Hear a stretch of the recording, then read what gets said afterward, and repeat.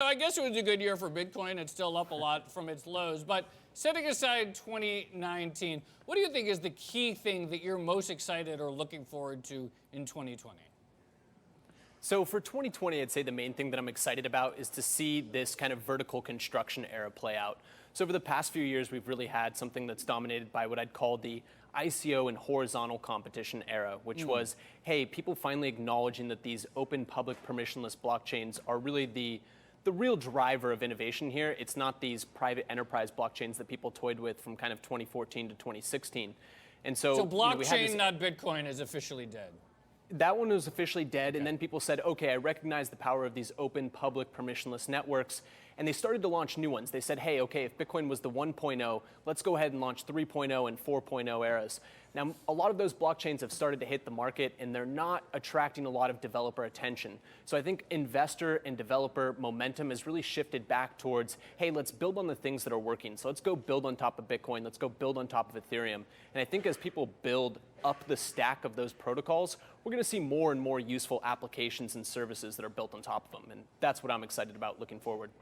Okay, so does an example of that vertical construction, does that include something like Libra, which so far hasn't really gotten off the ground? It hasn't even gotten past the hearings on Capitol Hill.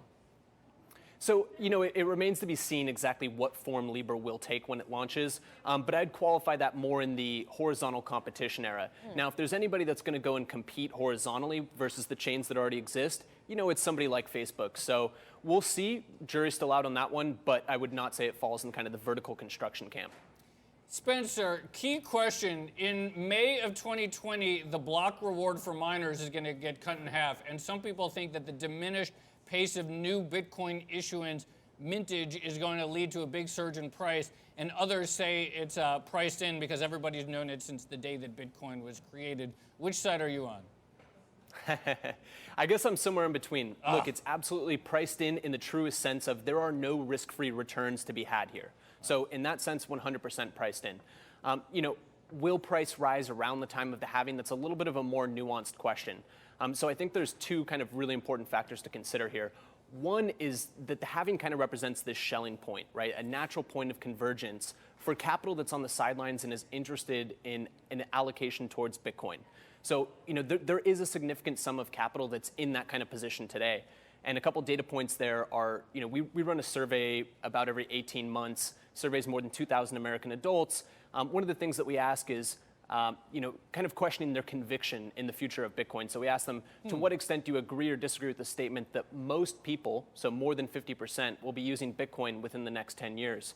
And what we see is that, in spring of 2019, when we asked this, 33% of people and 48% of those aged 18 to 34 said that they strongly or somewhat agree with that statement. So there's a lot of conviction there. And then we also asked them about their propensity to purchase. So how likely are you to buy Bitcoin in the next 5 years? And I think 27% of all respondents and 33% of those aged 18 to 34 said they are very or somewhat likely to buy in the next 5 years. The point being that there's capital on the sidelines, people are relatively indifferent of, do I purchase today or tomorrow? But all of a sudden when people start talking about the halving and this reduction in new issuance rate, it drives more purchasing. And also this, really importantly, this reflexive kind of feedback loop that really drives the Bitcoin market, where rising price drives more infrastructure, more on-ramps, more computing power securing the network, better liquidity, all of which kind of feeds into a rising price.